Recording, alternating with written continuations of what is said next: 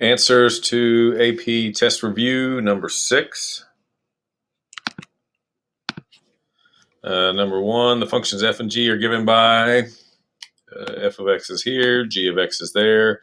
Find f prime and g prime. So f is right here. To find f prime of this, second fundamental theorem of calculus, plug in the 3x multiplied by the derivative of 3x. So I plugged in the 3x, I multiplied by the derivative of the 3x. On g of x, we want the derivative of this, so it's chain rule. Derivative of the outside, inside stays the same, derivative of the inside. So derivative of the outside is f prime, inside stays the same as sine, derivative of the inside is cosine. Then I'm going to plug sine inside of f prime. We just found f prime, so I'm going to plug sine right there where the x is. So square root of 4 plus 3 times sine of x squared times 3 times cosine gives me g prime. Find an equation for the line tangent to the graph of g at x equals pi. So I need a slope and a point. We just found the derivative right here, so we just need to plug pi into the derivative. So I plug pi in there. Sine of pi we should know is 0. 0 times 3 is 0. 4 plus 0 gives me 4. Square root of 4 is 2. 2 times 3 gives me 6. And then we should know cosine of pi is -1. So 6 times -1 gives me -6. I also need to find my y value for pi. So I plug pi in right here. Sine of pi is 0. So then I plug 0 into f. So I plug 0 into f there. So I'm going from 0 to 0. So that means I get 0. So g of pi is 0. So y minus my y value equals my slope, x minus my x value. Right, but do not evaluate an integral expression that represents the minimum value of g on the interval from 0 to pi, or sorry, maximum value. So it did not say relative, it did not say local, so that means I need to find the absolute. So my endpoints are 0 and pi, so I need to know what g of 0 is, which we found previously, which was that. And g of pi is going to be the same thing because sine of pi and sine of 0 are the same thing. So that means g of 0 and g of pi are both 0. The other part is I need to set my derivative equal to 0. So we found the derivative back on part A. I set that equal to 0. As you see, this part right here cannot equal 0. So I set cosine equal to 0, and we see that cosine equals 0 at pi over 2. So then I plug pi over 2 into g. So that means I need sine of pi over 2, which is 1. So then I plug 1 into f. So if I plug 1 into f, that means that should be 3. So it looks like I messed up. This right here should be 3 because I need to plug 1 in there. So it should be 0 to 3 right here on this problem. All right, to number 2. G is equal to this. We're looking at f over here, so that means g prime is equal to f. So this is the same thing as the graph of g prime. When does it have a maximum? It's going to have a maximum when it changes from positive to negative, which happens at c. So our value is c. Velocity is given by this. What's the average velocity? Again, we've been over this many times. Anytime I want the average of something, it's 1 over b minus a times the integral of what I want the average of. I want the average velocity, so that means velocity needs to be in here. Punch that into my calculator. We get that as our answer for A. Using u substitution, u equals sine of 2x, and this integral, which one of these is it equivalent to? So if u equals this, then that means du equals 2 cosine 2x. I've got the cosine 2x, so that means the 2 has to go to the other side, which means I'm going to have a 1/2 out front. So that means it's got to be B, C, or D. Then we're going to stick u in there, so it's got to be u to the 5th. So they all still work. So now I need to check my limits. So I plug pi over 6 into here, and I plug pi over 2 into here. So if I stick pi over 2 in there, it's going to be 2 times pi over 2, which is pi. Sine of pi is 0. So I should have 0 on the top. That's the only one with 0 on the top, so I know this is it. But we'll go ahead and verify that the pi over 6 turns into the square root of 3 over 2.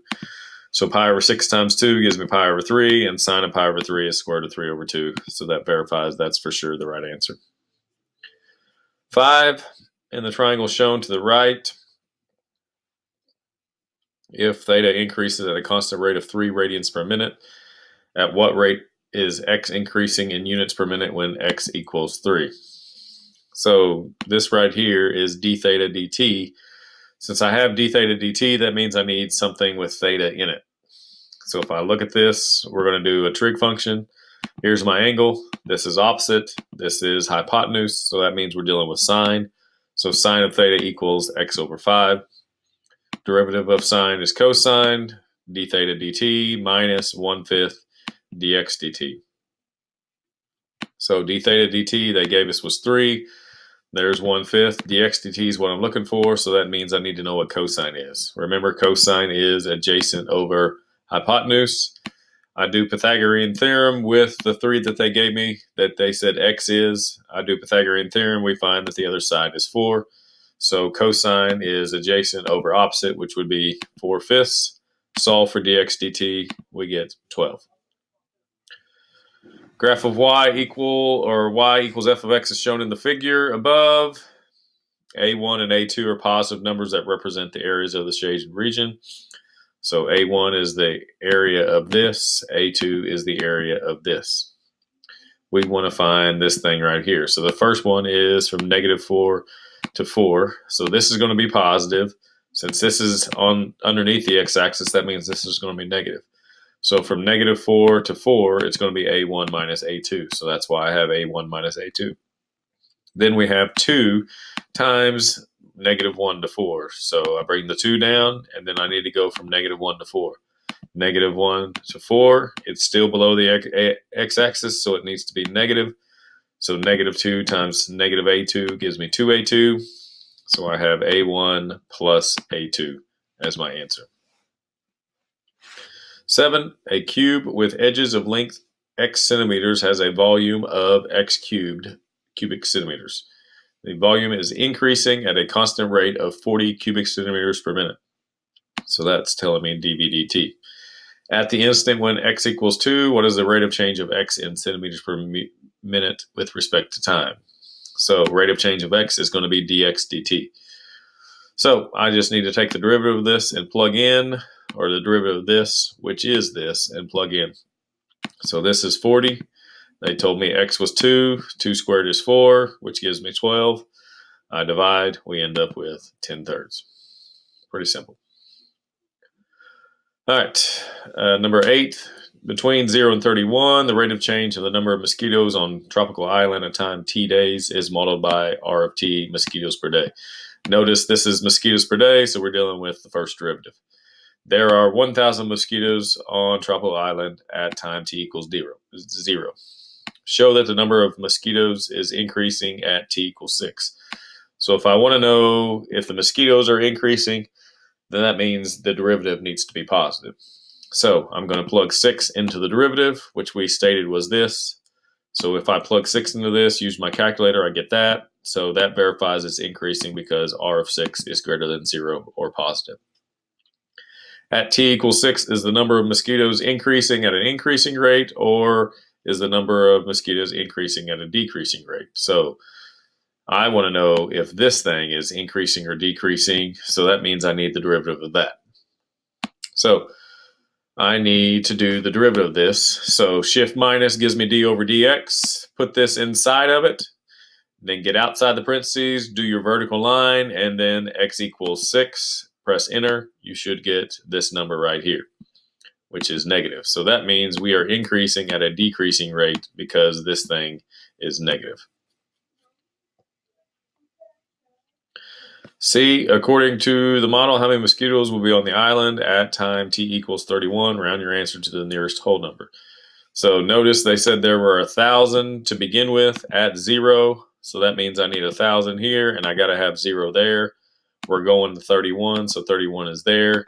And obviously, if I integrate mosquitoes per day, I'm just going to get mosquitoes. So that's why r of t is inside.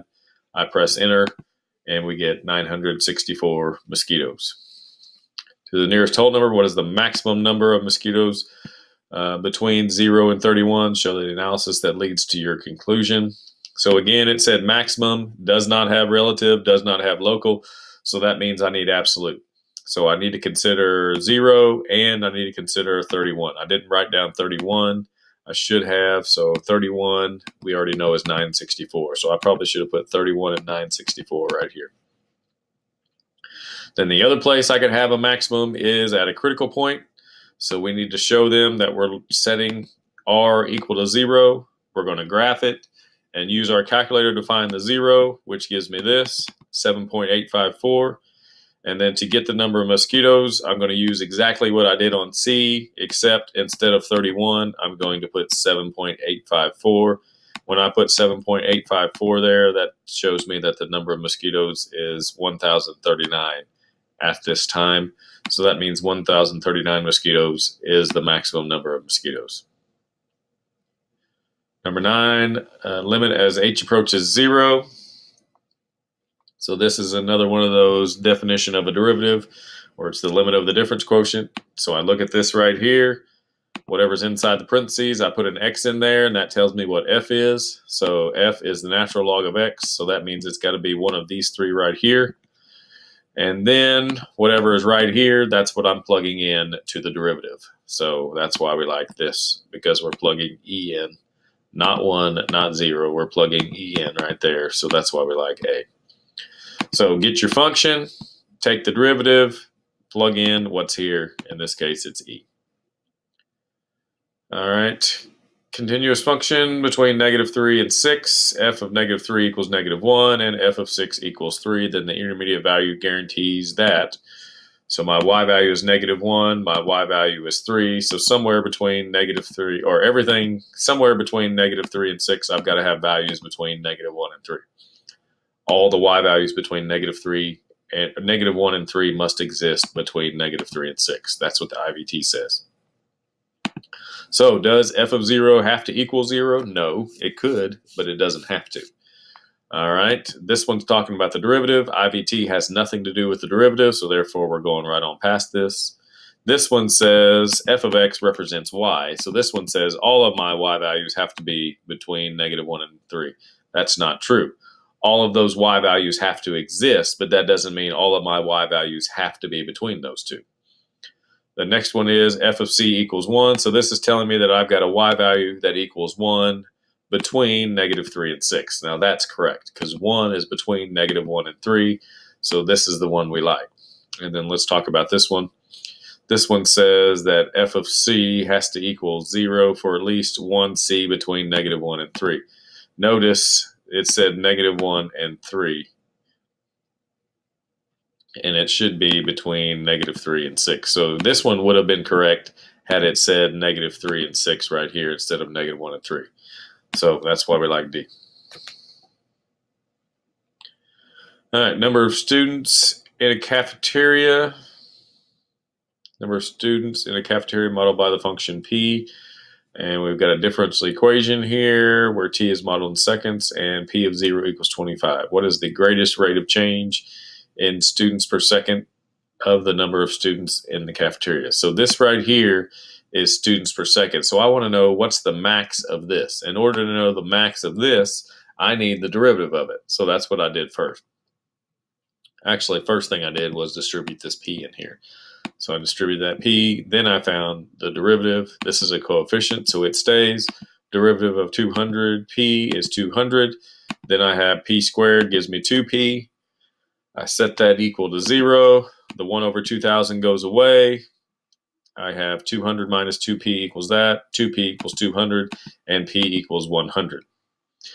I put that on a sign line to verify that it's a max. Now, I chose the incorrect answer right here because it says, what is the greatest rate of change? It didn't say, when does the greatest rate of change happen? So I need to take this 100 and plug it back in here, which is actually, I can also plug it in here. So if I plug 100 in there, that's going to be 20,000 minus 10,000. Let me pull out my calculator real quick. So 20,000 minus 10,000, and then divided by 2,000. So I should get 5. So my answer should get 5 on this. So I just forgot to plug this back into the derivative to find my greatest rate of change. I found the p-value where it's going to happen. I just forgot to plug in to find my actual rate of change because it wanted to know what's the greatest rate of change. So if I plug it in, I get 5. So 11 should be 5. And I think we went over that one in class. All right, calculator, G is given by this. On which intervals is G decreasing? So G is going to be decreasing whenever the derivative of this is negative. It's really easy to take the derivative of this because it's second fundamental theorem of calculus. So I plug in the x multiplied by the derivative. So my derivative is this. In order for G to be decreasing, this thing has to be negative. So I'm going to graph this. I'm going to set my window from -1 to 3. And then I'm interested in when this thing is negative. Okay. And when you find a 0, I found that first left 0, which is 1.772. So this has to be my answer. Don't waste your time on finding this one, because once you find this one, notice that there's only one answer that has that as the correct left bound. So that's got to be your answer. There's no reason to find the other side. All right, if my second derivative equals this, the graph of f has points of inflection when x equals. So points of inflection occur when the second derivative equals 0, and we have to change signs. So I need to set each of these equal to 0 and solve. So we get -1, 0, and 2. Notice that 2 has an even multiplicity, so that means that the signs will not change at 2. So my only points of inflection are going to be -1 and 0, because those are the only two places where the second derivative is going to change signs, and it has to change signs in order to get a point of inflection. So C is going to be my answer. 14, particle moves along the x-axis. It has acceleration given as this. It gives me some information about the particle's velocity, and it wants me to find the velocity. So my velocity is 2 at t equals 1. So we're going to start off with 2 plus 1. We want to know when it happens, which is 2. So 2 plus 1 to 2. I want to integrate acceleration, because if I integrate acceleration, that gives me velocity, which is what I'm looking for. So when I punch that in my calculator, I get E. And number 15, the last one on this one, let f be the function given by f of x equals this. If g is a function with derivative given by g prime, so g prime is this, on what intervals is g increasing? So in order to determine if g is increasing, then that means we need to know when g's derivative is positive. So I'm going to set this equal to 0 and do a sign line. So here it is, setting it equal to 0. 3 minus 2x equals the f. So that I put 3 minus 2x in for the f right here. F prime, which is the derivative of this, is just -2, so that's why I put that there. And then we have x minus 3. So I set that equal to 0, gives me 3. I set that equal to 0, gives me 3 halves. I don't have to do anything with this because it doesn't have a variable. So I put 3 halves and 3 on my sign line. And notice no even multiplicities, so I know my signs are going to change. So I'm going to plug 0 in because it's the easiest. So if I plug 0 in here, I get a positive, a negative, and a negative. So a positive, a negative, and a negative gives me positive. So I have positive, negative, positive. We want to know when g is increasing, so that has to be when my sign line is positive. So on the left side of 3 halves and on the right side of 3, there's my answer. So there are your answers to AP Test Review number 6.